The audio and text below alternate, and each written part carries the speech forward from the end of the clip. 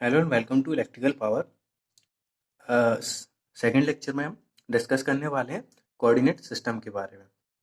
तो जो हमारे इसके पहले मैंने क्या किया था, फर्स्ट लेक्चर में इंट्रोडक्शन बताया था बेसिक, उसमें इलेक्ट्रिक फील्ड मैग्नेटिक फील्ड बताई थी और ईएमएफटी मतलब इलेक्ट्रोमैग्नेटिक फील्ड थ्योरी में क्या क्या हम पढ़ते हैं वो मैंने बताया था। तो इलेक्ट्रोमैग्नेटिक फील्ड थ्योरी स्टार्ट जब हम करते हैं तो सबसे पहले वो कोऑर्डिनेट सिस्टम पता होना चाहिए, है ना, उनके टाइप पता होने चाहिए। तो कोऑर्डिनेट सिस्टम जो होते हैं उनमें हम क्या करते हैं, किसी भी ऑब्जेक्ट को, है ना, डिफाइन करने के लिए, मतलब किसी भी ऑब्जेक्ट को स्पेस में अगर हमें रिप्रेजेंट करना है, डिफाइन करना है, तो वहाँ पे हम क्या करते हैं, कोऑर्डिनेट सिस्टम से उसके रेंजेस वगैरह हम पता करते हैं, है ना, क्योंकि हमें पैरामीटर्स जो है उनके रेंज पता होने चाहिए, है ना। पैरामीटर्स जो है उसका हमें डिफरेंशियल लेंथ वगैरह सब पता होना चाहिए जिससे हम उसको डिफाइन कर पाएँ, है ना। तो ये जो कोऑर्डिनेट सिस्टम होते हैं वो हमारे 3 टाइप के होते हैं। पहला तो होता है कार्टेशियन कोऑर्डिनेट सिस्टम, सेकंड होता है cylindrical coordinate system and third होता है हमारा स्फेरिकल कोऑर्डिनेट सिस्टम, है ना। तो जो कार्टेशियन कोऑर्डिनेट सिस्टम होता है इसे हम रेक्टेंगल कोऑर्डिनेट सिस्टम भी बोलते हैं और इसमें हम क्या करते हैं, रेक्टेंगल जो ऑब्जेक्ट हमारे होते हैं, है ना, 3 डायमेंशनल जो ऑब्जेक्ट होते हैं उनके बारे में हम यहाँ पे डिस्कस करते हैं, है ना, किस तरीके से उनको कोऑर्डिनेट सिस्टम में हम डिफाइन करते हैं वो हम यहाँ पे देखते हैं। सेकंड जो हमारा होता है सिलेंड्रिकल कोऑर्डिनेट सिस्टम होता है, उसमें हम सिलेंड्रिकल जो भी ऑब्जेक्ट होते हैं जैसे कि पाइप हो गया, है ना, तो जितने भी सिलेंड्रिकल ऑब्जेक्ट होते हैं उनके बारे में हम यहाँ पे डिस्कस करते हैं। और स्फेरिकल कोऑर्डिनेट सिस्टम है, उसमें हम स्फेरिकल जो भी ऑब्जेक्ट होगा, है ना, उसको हम उस कोऑर्डिनेट में डिफाइन करते हैं। तो यहाँ पे अगर हम सबसे पहले देखेंगे कार्टेशियन कोऑर्डिनेट सिस्टम क्या है ना। So Cartesian coordinate system, it is a basic coordinate system which have three basic parameter x, y and z. It is also called right hand coordinate system because it follows right hand rule. तो ये जो Cartesian coordinate system है उसमें हम क्या करते हैं, ये एक बेसिक कोऑर्डिनेट सिस्टम होता है जिसे हम रेक्टेंगल कोऑर्डिनेट सिस्टम भी बोलते हैं। इसमें हम क्या करते हैं, 3 बेसिक पैरामीटर्स होते हैं इसके। पहला तो होगा x, दूसरा होगा y, तीसरा होगा z। So it is also called right hand coordinate system. इसे राइट हैंड कोऑर्डिनेट सिस्टम क्यों बोला जाता है, क्योंकि ये करता है हमेशा राइट हैंड रूल को फॉलो करता है ना। अभी मैं बताऊंगा आपको राइट हैंड रूल क्या होता है। ओके, तो सबसे पहले इसके पैरामीटर जानेंगे, रेंज ऑफ पैरामीटर क्या होते हैं, है ना। सबसे पहले तो हम एक्सेस देख रहे हैं, तो ये एक्स एक्सेस है, ये वाई है, ये एक्सेस है ना, जिसमें हम ये इसके क्या होंगे, तीनों पैरामीटर होंगे, है ना। और यहाँ पे A cap X, A cap Y and A cap Z जो है वो क्या है, हमारी यूनिट वेक्टर्स हैं। In the direction of X A cap A X cap, in the direction of Y A Y cap and in the direction of Z A Z cap. तो जिस direction में हमारा पैरामीटर इंक्रीज हो रहा होता है उसी डायरेक्शन में हमारा यूनिट वेक्टर भी होता है, ठीक है। तो इसे हम राइट हैंड कोऑर्डिनेट सिस्टम भी बोलते हैं। अब हम इसके रेंज देखें तो रेंज जो है इसका, हमारा ये क्या है, रेंज इसका होता है minus infinite to infinite. Okay, तो अगर हमारा एक्स है ये कहाँ से है, माइनस इनफाइनाइट से आएगा और कहाँ तक जाएगा, प्लस इनफाइनाइट से जाएगा, ठीक है।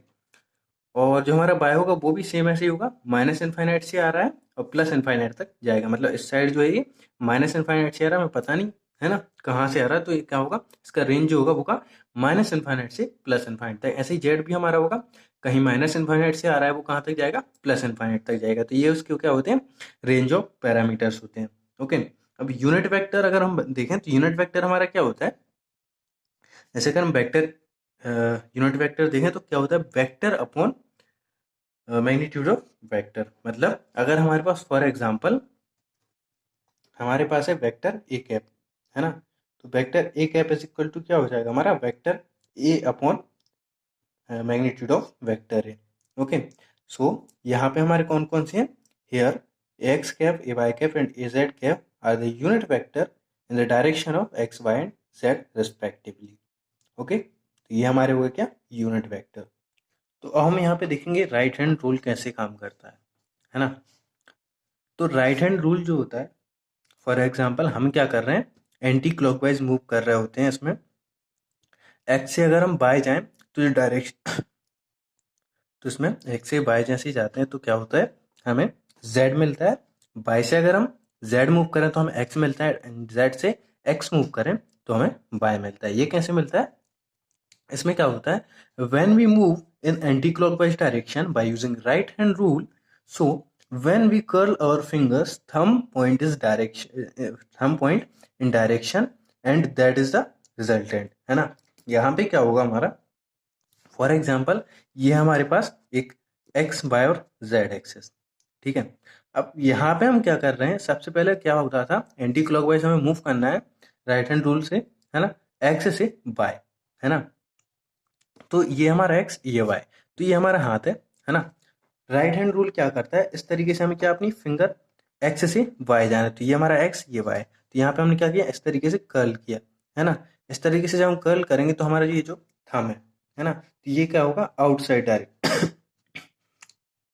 सो राइट हैंड रूल के अकॉर्डिंग एक्स से वाई हम जब मूव कर रहे हैं तो हमारा जब हम फिंगर्स को कर्ल करेंगे, है ना, एंटी क्लॉकवाइज डायरेक्शन, तो ये हमने क्या किया, अपनी फिंगर्स को कर्ल किया, तो ये हमारा थंब जो है वो कैसा आ रहा है, आउटसाइड आ रहा है ना। इस पेज के अकॉर्डिंग अगर हम देखें कॉपी के, है ना, तो हमने जैसे मूव किया एक्स से वाई, तो हमारा क्या हो रहा, एक्स से वाई मूव करने पर जो डायरेक्शन ऑफ थंब है वो कैसी आ रही, अपवर्ड आ रही है ना, मतलब आउटसाइड ऑफ दी बोर्ड, मतलब यहाँ से क्या हो रहा है, आउटसाइड आया, तो जेड एक्सेस हमारी कैसी आएगी, आउटसाइड आएगी, मतलब ये एक्स, ये वाई, और ये जो जेड ऐसा बनाया मैंने वो एक्चुअल में क्या है, अपवर्ड में है ऐसा, है ना, क्योंकि यहाँ पे हम 3 पैरामीटर्स देखते हैं। ओके, तो यहाँ पे एक्स से वाई मूव करेंगे तो हमें क्या मिलेगा, जो थंब की डायरेक्शन होगी, थंब हमारा पॉइंट करेगा किस डायरेक्शन में, जेड की डायरेक्शन, वो भी outside of the book. Okay, तो यहाँ पे क्या हो गया हमारा, एक्स से वाई हम मूव कर रहे हैं तो हमें क्या मिल रहा है, जेड मिल रहा है। ऐसे अगर हम बात करें इसकी, आ, हमारे पास बाय से जेड मूव करना है ना, तो बाय से जेड हम जब मूव करेंगे तो हमें क्या मिलना चाहिए, एक्स मिलना चाहिए, है ना। तो हम कह रहे हैं ये वाई हमारा, ये जेड है, तो राइट हैंड रूल हमें देखना है, राइट हैंड रूल क्या करेगा, ये हमारा वाई है, ये जेड, हमें क्या करना है, वाई से जेड की तरफ, तो हमने कुछ इस तरीके से, ये इस तरीके से अपनी फिंगर कर्ल की, तो हमारा जो थंब का डायरेक्शन है वो किस तरफ पॉइंट हो रहा है, इनसाइड, है ना, ये देखो इनसाइड जा रहा है ना, जब हमने इस तरीके से कर्ल किया तो ये क्या कर रहा है, इनसाइड जा रहा है, तो इनसाइड जा रहा है मतलब हमारा क्या, एक्स कहाँ पे आएगा, इनसाइड ऑफ दी बोर्ड मान लेते हैं, है ना, तो इनसाइड ऑफ दी बोर्ड जा रहा है, क्योंकि देखो थंब हमारा पॉइंट किस साइड कर रहे हैं, डाउनवर्ड, मतलब इनसाइड। जब फिंगर हमने कर्ल की, हमें केवल राइट हैंड रूल देखना है ना, उसको फिंगर को इस तरीके से कर्ल करना है, तो अगर हमें वाई यहाँ पे, जेड यहाँ पे, तो हम फिंगर फिर क्या करेंगे, इस तरीके से कर्ल करेंगे, और हमारा थंब जो पॉइंट करेगा वो डायरेक्शन ऑफ एक्स होगी, तो वो कैसी जा रही है, इनसाइड, इनसाइड जा रही है, मतलब हमारा एक्स कहाँ पे आएगा, इस तरीके से, मतलब इनसाइड जाएगा, है ना। और अगर हमें मूव करना है जेड से एक्स, तो ये देखो जेड और ये देखो एक्स, है ना। सॉरी, तो हम क्या करें, जेड से अब एक्स जा रहे हैं, तो जेड से अगर हम देखो जेड से एक्स जाएं इस तरीके से, तो ये हमारा जो है जेड से एक्स जा रहे हैं, तो फिंगर हम इस तरीके से कर्ल करेंगे, है ना, तो थंब हमारा क्या करेगा, आउटसाइड ऑफ दी बोर्ड जाएगा, पॉइंट करेगा, है ना, तो वो हमारी क्या होगी, वाई की डायरेक्शन। तो देखो यहाँ एक्स से अगर हम सॉरी जेड से एक्स जा रहे हैं तो हमें क्या मिल रहा है, वाई मिल रहा है ना, तो वाई यहाँ पे हमारा क्या हो जाएगा, आउटसाइड भी बोर्ड हो जाएगा। तो इस तरीके से हमें क्या पता चलता है, राइट हैंड रूल से ये पता चल जाता है कि हमारी जो है थर्ड जो हमारी एक्सेस होगी, थर्ड पैरामीटर होगा, उसका डायरेक्शन क्या होगी, है ना, आउटसाइड होगी, इनसाइड होगी, कैसी होगी, ये हमें पता चल जाता है। ओके, तो अब हम देखेंगे इसकी डिफरेंशियल लेंथ कैसे निकालते हैं। तो डिफरेंशियल लेंथ निकालने के लिए हमें क्या करना पड़ेगा, एक हमें स्मॉल ऑब्जेक्ट सिलेक्ट करना पड़ेगा, है ना, एक स्मॉल ऑब्जेक्ट लेना पड़ेगा कार्टेशियन कोऑर्डिनेट सिस्टम में। तो हमने क्या किया, ये हमारा हो गई एक्स एक्सिस, ये हो गई वाई और ये हो गई जेड। यहाँ पे हमने एक स्मॉल ऑब्जेक्ट लिया जो कि 3 डायमेंशनल होगा, है ना, क्योंकि हम रेक्टेंगल कोऑर्डिनेट सिस्टम पढ़ रहे हैं। तो यहाँ पे जो हमारा ऑब्जेक्ट होगा वो कैसा होगा, रेक्टेंगल में होगा। तो यहाँ पे हम क्या कर रहे हैं, एक हमने स्मॉल ऑब्जेक्ट माना है ना, और हमें इसकी निकालना है डिफरेंशियल लेंथ। तो डिफरेंशियल लेंथ हम क्यों निकालते हैं, अगर हम क्या करें, डिफरेंशियल लेंथ निकाल लें तो उसको क्या करेंगे, हम जब इंटीग्रेट करेंगे तो हमें क्या होगा, फुल इसकी साइज जो होगी, लेंथ जो होगी वो पता चल जाएगी, है ना। तो यहाँ पे हम क्या करते हैं, डिफरेंशियल लेंथ निकालते हैं, है ना। तो डिफरेंशियल लेंथ निकालने से हम क्या होंगे, एक छोटा सा ऑब्जेक्ट लेंगे डिफरेंशियल लेंथ के लिए, और हम सपोज करेंगे, हमने यहाँ पे क्या नाम दिया, ए बी सी डी और पी क्यू आर एस, ये हमने इसको नाम दिया, ठीक है। अब हम सपोज कर रहे हैं, suppose we wish to move from A to C, तो ए से हमें सी जाना है ना, तो अब हमें क्या करना है, अगर ए से सी जाना है तो हम किस रास्ते से जा सकते हैं, या तो हम ए से बी जाके और बी से फिर सी जा सकते हैं, या तो ए से डी जाके डी से फिर सी जा सकते हैं, है ना। तो अगर हम इस वे को फॉलो करें, ए से सी जाने के लिए सबसे पहले हम कहाँ जाए, ए से बी जाएं और बी से सी जाएं, तो हमारा क्या होगा, ए सी हमारा आ जाएगा। तो ए सी इज इक्वल टू हम क्या लिख सकते हैं, ए बी प्लस बी से लिख सकते हैं, है ना। So when we move from A to B we travel very small distance, है ना। जब हम ए से बी जा रहे हैं तो हम क्या कर रहे हैं, इस पैरामीटर इस बाई की डायरेक्शन में क्या कर रहे हैं, बहुत ही स्मॉल डिस्टेंस जो है वो ट्रेवल कर रहे हैं, है ना, in the direction of by axis, है ना, which is very small as compare to y axis. तो अगर हम यहाँ ए से बी मूव कर रहे हैं तो इस बाय एक्सिस की डायरेक्शन में बहुत ही छोटा सा डिस्टेंस क्या कर रहे हैं, ट्रेवल कर रहे हैं। तो हम ए बी को क्या लिख सकते हैं, जिस डायरेक्शन में हम जा रहे हैं उस डायरेक्शन में हम क्या लिख सकते हैं, ए बी जो है हमारा किस डायरेक्शन में, वाई की डायरेक्शन में। तो वाई की डायरेक्शन में स्मॉल डिस्टेंस क्या हो जाएगा, डी वाई, है ना। और वाई की डायरेक्शन में यूनिट वेक्टर क्या होता है, जिस डायरेक्शन में हमारा पैरामीटर इंक्रीज होता है उसी डायरेक्शन में हमारा क्या होता है, यूनिट वेक्टर होता है। सो ए बी को हम क्या लिख सकते हैं, चूंकि स्मॉल डिस्टेंस ट्रेवल कर रहे हैं in the direction of y, तो हम क्या लिखेंगे, डी वाई। स्मॉल डिस्टेंस क्या लिखेंगे, डिफरेंशियल जो लेंथ लेंगे हम वो क्या लिखेंगे, हम यहाँ पे डी वाई लिखेंगे इनटू उसका unit vector in the direction of that parameter, जहाँ पे डी वाई जो हमारी डिफरेंशियल लेंथ होगी बाई एक्सिस पे, और ए वाई जो हमारा यूनिट वेक्टर हो गया बाई एक्सिस का, है ना। फिर हमें क्या करना है, ए सी कवर करने के लिए फिर हमें बी से सी जाना है। तो अगर हम देखो बी से सी जा रहे हैं तो ये किस डायरेक्शन में जा रहे हैं, in the direction of Z, है ना। बी से हम सी गए तो किस डायरेक्शन में गए, जेड की डायरेक्शन में, है ना। ए से बी आए थे तो ये किस डायरेक्शन में था, वाई था, है ना। और जब बी से सी जा रहे हैं तो हम जेड की डायरेक्शन में जा रहे हैं, है ना। So when we move on from V to C, we travel a small distance in Z direction या फिर Z axis, है ना। तो B से C ये देखो कितना small distance in the direction of Z, है ना। हम जानते हैं पैरामीटर हमारे क्या है, मैंने रेंज बताई थी आपको, माइनस इनफाइनाइट से प्लस इनफाइनाइट तक होती है। तो उस कंपैरिजन में हम Z एक्सिस क्या है हमारा, minus infinite to plus infinite तक है ना। तो जो सरफेस होता है वो हम कैसा मानते हैं, इनफाइनाइट मानते हैं, है ना। किसी भी ऑब्जेक्ट का सरफेस अगर हमें पता नहीं है तो हम उसको क्या मानते हैं, इनफाइनाइट मानेंगे, है ना। किसी भी ऑब्जेक्ट की डिफरेंशियल लेंथ निकालनी है या फिर कोऑर्डिनेट सिस्टम में उसको डिफाइन करना है ना, प्रेजेंट करना है, तो हम वहाँ पे क्या करते हैं, उसका जो सरफेस होता है वो इनफाइनाइट होता है ना।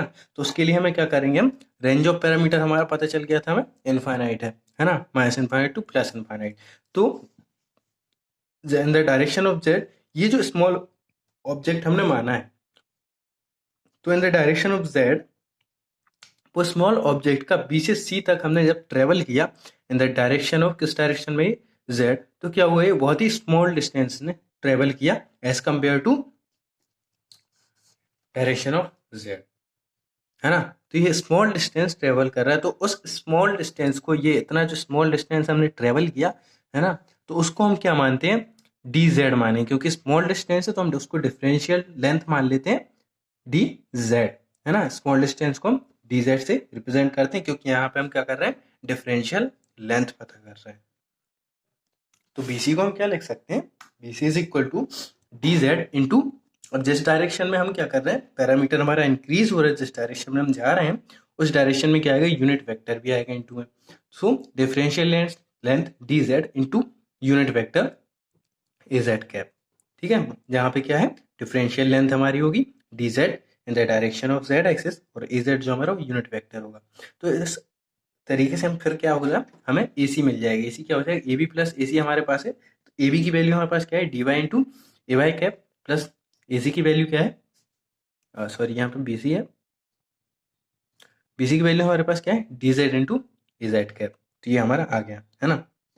बट क्या होता है, कार्टेशियन कोऑर्डिनेट सिस्टम है ना। तो कार्टेशियन कोऑर्डिनेट सिस्टम में हमें क्या करना पड़ेगा, पूरा जो ऑब्जेक्ट है हमारा वो कवर करना पड़ेगा। तो यहाँ पे देखो केवल ऑब्जेक्ट जो दो डायरेक्शन में कवर हुआ है ना, लेकिन जो ऑब्जेक्ट होता है वो 3 डायमेंशनल होता है ना, 3 पैरामीटर होते हैं उसके। तो यहाँ पे हमारी 2 डायरेक्शन में कवर हुआ है, थर्ड डायरेक्शन में ये कवर नहीं हुआ है हमारा, है ना।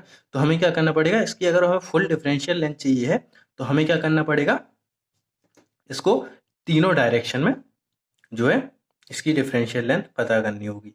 तो अब हम सपोज करेंगे हम कहाँ से मूव कर रहे हैं, ए से क्यू तक मूव कर रहे हैं। अगर हम ए से क्यू तक मूव करेंगे तो हमारी तीनों जो एक्सेस है, तीनों एक्सेस में हमारा कवर हो जाएगा, है ना। तीनों पैरामीटर में हमारा जो है वो ऑब्जेक्ट जो है कार्टेशियन कोऑर्डिनेट सिस्टम में आ जाएगा डिफरेंशियल लेंथ के लिए, और फुल डिफरेंशियल लेंथ हमें पता चल जाएगी। तो हम ए से क्यू जा रहे हैं, है ना, ए से हम क्यू जा रहे हैं, तो हम कौन सा रास्ता ले सकते हैं? सबसे पहले हम जाएंगे ए से बी, फिर बी से सी, फिर सी से डी चले जाए, है ना। तो हमें क्या होगा, ये मिल जाएगा, है ना। अब एक कंफ्यूजन मैं आपका क्लियर कर देता हूँ। जैसे मैंने पहले बताया था आपको, ए से सी जाने के लिए मैं ए से बी और बी से सी गया था, है ना। अब आप सोच रहे होंगे हम ए से डी और डी से सी भी तो जा सकते हैं। बिल्कुल जा सकते हैं हम, है ना, क्योंकि अगर हम ए से डी जाएंगे तो भी हमें वही मिलेगा, क्या मिलेगा, जो बी से सी पे जाने पे मिला था। क्योंकि हम किस डायरेक्शन में मूव करेंगे ए से डी जाने पर, ए से डी जाने पर हम अगर हम ये रास्ता छोड़ के ये रास्ता करें, है ना, तो भी हमारा सेम रिजल्ट मिलेगा। क्यों? क्योंकि देखो ए से डी भी कौन सी डायरेक्शन में, इन द डायरेक्शन ऑफ जेड हम इंक्रीज हो रहे हैं, है ना। तो ए डी हमारा क्या निकल आएगा, D Z into unit vector of Z direction, so A Z cap. तो हमारा क्या मिल जाएगा, जो हमें बीसी में मिला था वही हमें क्या मिल जाएगा, ए डी में मिल जाएगा, है ना, डी जेड इंटू ए कैप जेड। और फिर डी से सी जब हम मूव करेंगे तो किस डायरेक्शन में मूव करेंगे, in the direction of y. हम स्मॉल डिस्टेंस ट्रेवल करेंगे, तो हमें जो ए बी मिला था वही हमें क्या मिल जाएगा, डी सी मिल जाएगा, है ना। तो क्या मिल जाएगा, D y into a Y cap, है ना। तो हमें सेम मिल रहा है। तो अगर हम चाहे इस रास्ते से चले जाएं चाहे इस रास्ते से चले जाएं, हमें मिलना वही है ना। तो ऐसे ही अब अगर हम क्या कर रहे हैं, ए से क्यू ट्रेवल कर रहे हैं, तो हम ए बी सी डी ऐसे भी जा सकते हैं, और ए डी सी क्यू भी जा सकते हैं, है ना। तो हम किसी भी रास्ते से जाएं हमें रिजल्ट वही मिलना है, डिफरेंशियल लेंथ हमें वही मिलेगी, है ना।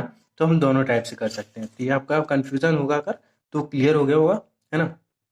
तो हम क्या करेंगे, ए से क्यू हमें ट्रेवल करना है, तो सबसे पहले हम कहाँ जाएंगे, ए से बी चलेंगे, बी से सी और प्लस सी से क्यू जाएंगे, तो हमें फुल तीनों डायरेक्शन में क्या मिल जाएगी, डिफरेंशियल लेंथ मिल जाएगी, है ना।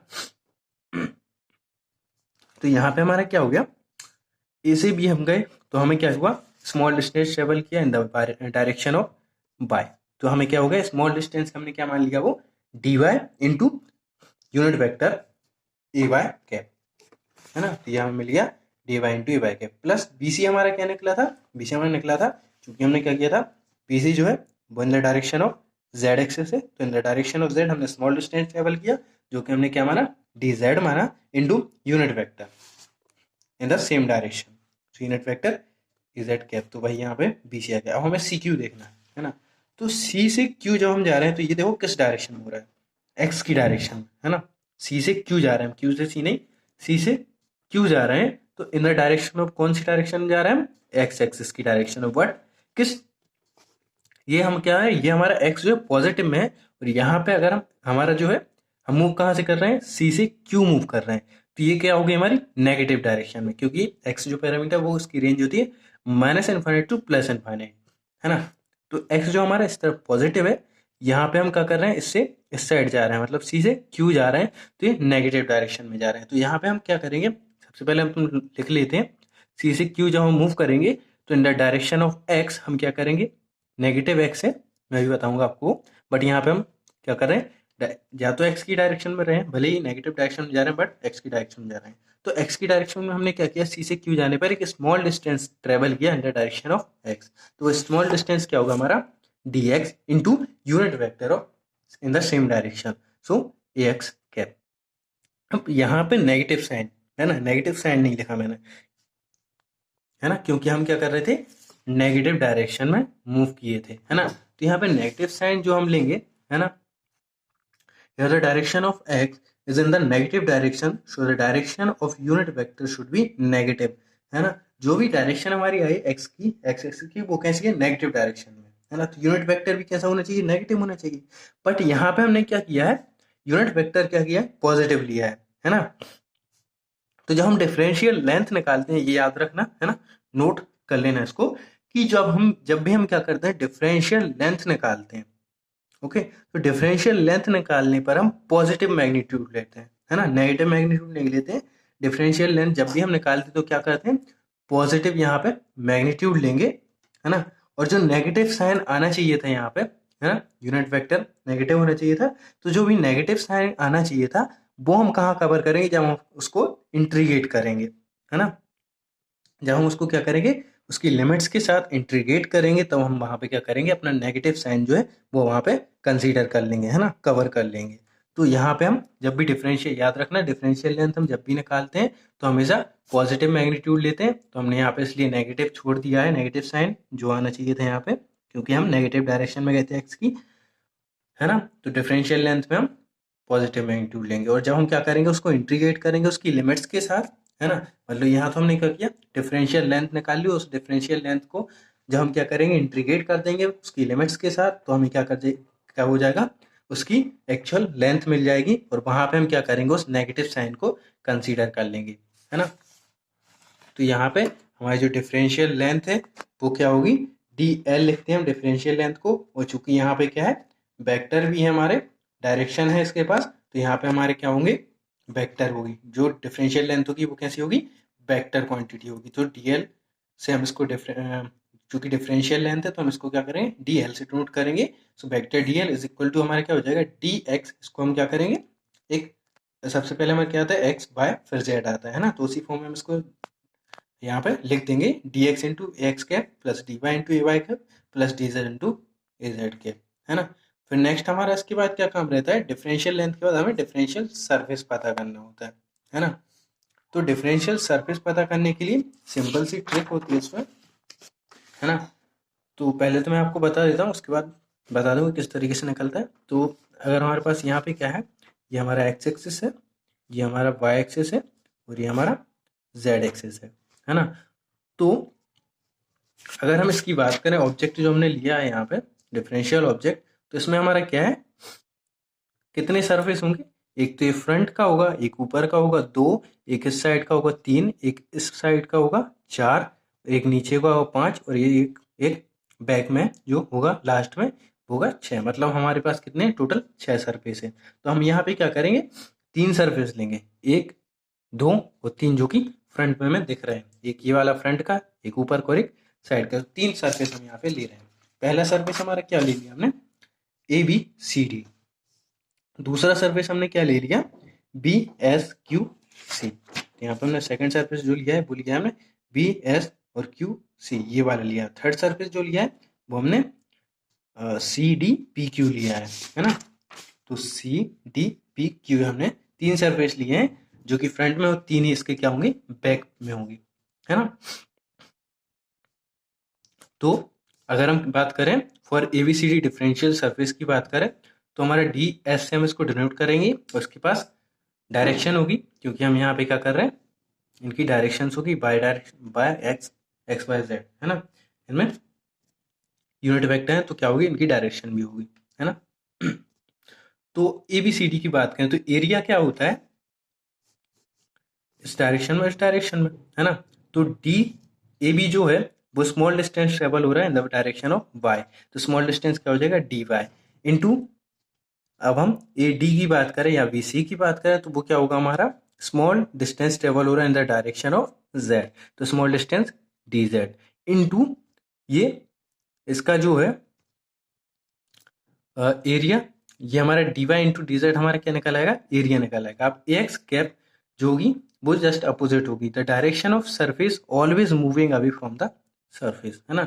जो डायरेक्शन ऑफ सरफेस होगी, इसकी सरफेस की जो डायरेक्शन होगी हमेशा क्या होगी, मूविंग अवे होगी, है ना। अगर ये हमारा सरफेस है कोई, फॉर एग्जाम्पल ये हमारा सरफेस है, तो इसकी डायरेक्शन क्या होगी, हमेशा अवे होगी फ्रॉम द सरफेस। तो अवे फ्रॉम द सरफेस क्या होगी, the direction of surface always moving away from the surface और नॉर्मल टू द सरफेस। तो एक्स एक्सिस क्या है, अवे फ्रॉम द सरफेस, क्योंकि अगर हम राइट हैंड रूल की बात करें तो बाय से जेड हम मूव करते हैं, तो थंब हमारा पॉइंट कैसे करता है, थंब हमारा पॉइंट करता है अपवर्ड डायरेक्शन, मतलब आउटसाइड द बोर्ड। तो यहाँ पे हमारा एक्स जो डायरेक्शन है वो मूविंग अवे है ना। तो यहाँ पे जो ए एक्स होगा, तो हमेशा जो सरफेस की डायरेक्शन होती है वो moving away from the surface होती है। तो moving away from the surface अगर हम करें, है ना, तो वो हमारी क्या हो जाएगी, एक्स डायरेक्शन में हो जाएगी। तो हमारा जो यूनिट वेक्टर है वो क्या आएगा, ए एक्स कैप आएगा, है ना। तो यहाँ पे हमारा सरफेस क्या होता है, हमारा एरिया, सरफेस मतलब एरिया, तो एरिया क्या होता है हमारा, लेंथ इनटू विड्थ, है ना। तो ये हो गई हमारी लेंथ, ये हो गई हमारी विड्थ, है ना। ये हमने क्या किया, इसको कैलकुलेट किया तो हमारे क्या आ गया, स्मॉल डिस्टेंस थी चूंकि, तो d y into d Z into direction of हमारी सरफेस क्या होती है, always moving away from the surface. तो हमारी डायरेक्शन क्या होगी, मूविंग अवे, मतलब किस डायरेक्शन में अवे होगी, ये इस डायरेक्शन में, है ना, एक्स की डायरेक्शन में, तो ए एक्स कैप आ जाएगा। ठीक है। अब अगर हम बी सी क्यू एस की बात करें, बी सी क्यू एस की बात करें, तो इसमें हमारा डिफरेंशियल लेंथ निकालनी, हमें सरफेस निकालना है, तो डिफरेंशियल लेंथ हमारी क्या कहती है वहां पे, डिफरेंशियल लेंथ होगी, एक तो देखो बी से एस, ये किस डायरेक्शन में हो रहा है, बी से एस हो जाए या सी से क्यू। एरिया हमारा क्या होता है, सरफेस मतलब एरिया, तो एरिया मतलब लंबाई गुणित चौड़ाई, सीधी सी बात है ना। तो बी एस ले लो चाहे सी क्यू ले लो, बात हुई है। तो ये बी एस किस डायरेक्शन में, एक्स की डायरेक्शन में, तो ये इन the direction of x small distance होगा बी एस, तो बी एस क्या हो जाएगा हमारा, डी स्मॉल डिस्टेंस क्या हो जाएगा, इन the direction of x D x हो जाएगा। और बी सी देखें हम या फिर एस क्यू देखें, तो ये किस डायरेक्शन में, जेड की डायरेक्शन में है, तो स्मॉल डिस्टेंस क्या हो जाएगा, डी जेड इंटू इसका जो डायरेक्शन ऑफ सरफेस होगी वो moving away from the surface होगी, है ना। तो डी एक्स और डी जेड हमारे हो गए दो एक्सेस में, एक्स और वाई। तो इसका जो होगा, इसका जो सरफेस है वो इस तरीके से है ना, ये वाला हम देख रहे हैं इस साइड का, है ना। तो इस साइड का देख रहे हैं, तो इसका जो डायरेक्शन ऑफ सरफेस क्या होगी, moving away from the surface, है ना। तो moving away from the surface मतलब यहाँ से, ये मान लेते हैं हम, तो यहाँ पे इसकी डायरेक्शन क्या होगी, कुछ इस डायरेक्शन में ये moving away from the surface. तो ये डायरेक्शन हमारी कौन सी होगी, ये हमारी डायरेक्शन ऑफ बाय होगी। तो यहाँ पे हमारा यूनिट वेक्टर क्या आएगा, ए बाय कैप आ जाएगा। फिर हम बात करें C D P Q surface की, तो C D P Q surface के क्या हो जाएगा, ये किस डायरेक्शन में, वाई डायरेक्शन में, और ये हमारे एक्स डायरेक्शन में। तो हमारा क्या आ जाएगा, d x into d y into इसका जो सरफेस की डायरेक्शन होगी वो क्या होगी, moving away from the surface, moving away from the surface. तो इसकी ये क्या होगा, चूंकि बैक का है ना, तो moving away from the surface क्या हो जाएगा हमारा, सरफेस जेड, जेड की डायरेक्शन में, है ना। तो ये हमारा क्या हो जाएगा, ए कैप जेड। तो इस तरीके से हमारे तीन हमने निकाल लिए, और तीन हमारे कैसे आएंगे, जस्ट अपोजिट आएंगे, मतलब जो ए जेड, ए एक्स, ए वाई और ए जेड, ये तीनों जो यूनिट वेक्टर वो क्या होंगे, जस्ट अपोजिट नेगेटिव डायरेक्शन में आएंगे। तो ये इस तरीके से हमारे क्या होगा, डिफरेंशियल सरफेस हमें पता चल जाएगा।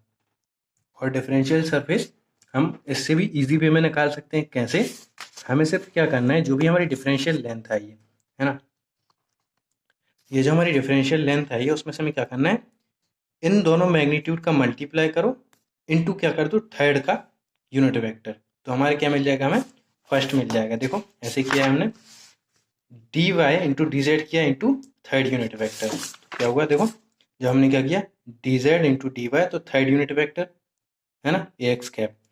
फिर हमने सेकंड जब निकाला तो हमारा क्या आया, सेकंड हमने यहाँ पे निकाला d x into d Z into a Y cap. तो जब हमने क्या किया, d x into d z किया, तो हमारा जो थर्ड कौन सा बच गया, डायरेक्शन किस डायरेक्शन में आएगी, वाई की डायरेक्शन में, तो ए वाई कैप कर देंगे हम, है ना। फिर हम क्या करेंगे, जब हमने थर्ड निकाला तो हमारा क्या निकला था, d x into d y, और डायरेक्शन किस थी, जेड डायरेक्शन में थी, है ना। तो हमने क्या किया, d x into d y किया, और बचा कौन सा, unit vector of third axis, है ना, तो ए जेड कैप। तो हम उतना सब ना करके हम डायरेक्ट भी लिख सकते हैं कि d s is equal to हमारे क्या निकल जाए, पहले इन दोनों का मल्टीप्लाई करो और यूनिट वेक्टर ये आ जाएगा, फिर इन दोनों मैग्नीट्यूड को मल्टीप्लाई किया, यूनिट वेक्टर इसका आ जाएगा, फिर हम क्या करेंगे, इन दोनों के मैग्नीट्यूड को मल्टीप्लाई करेंगे और यूनिट वेक्टर इसका आ जाएगा। तो इस तरीके से हमारे डिफरेंशियल सरफेस आ जाते हैं। और डिफरेंशियल वॉल्यूम लास्ट में हम जब निकालते हैं तो डिफरेंशियल वॉल्यूम निकालना बहुत ही ईजी होता है। तो डिफरेंशियल वॉल्यूम डीवी होगा, चूंकि ये क्या होता है, ये वेक्टर क्वांटिटी नहीं होती है, स्केलर होती है, तो यहाँ पे वेक्टर नहीं आएगा। सो डीवी से हम इसको डिनोट करते हैं वॉल्यूम को, और यहाँ पे डीवी इक्वल टू क्या होता है, d x into d y into d z. मतलब ये भी जो डिफरेंशियल लेंथ में जो भी मैग्नीट्यूड निकलेंगे, d x d y d z, है ना, उन तीनों का अगर हम मल्टीप्लाई कर दें तो हमारे क्या निकल आता है, वॉल्यूम निकल आता है ना। तो ये हमारा क्या हो जाता है, differential volume. Okay, so I hope आपको सब क्लियर हो गया होगा कि कार्टेशियन कोऑर्डिनेट सिस्टम क्या होता है ना। एक बार मैं आपको दिखा देता हूँ, अगर आपको नोट्स बनाने हो तो आप लिख सकते हैं।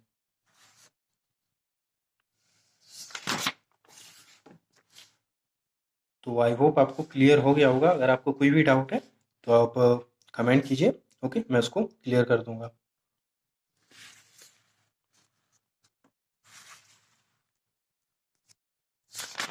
ओके, नेक्स्ट वीडियो में डिस्कस करेंगे सिलेंड्रिकल कोऑर्डिनेट सिस्टम के बारे में। Thank you.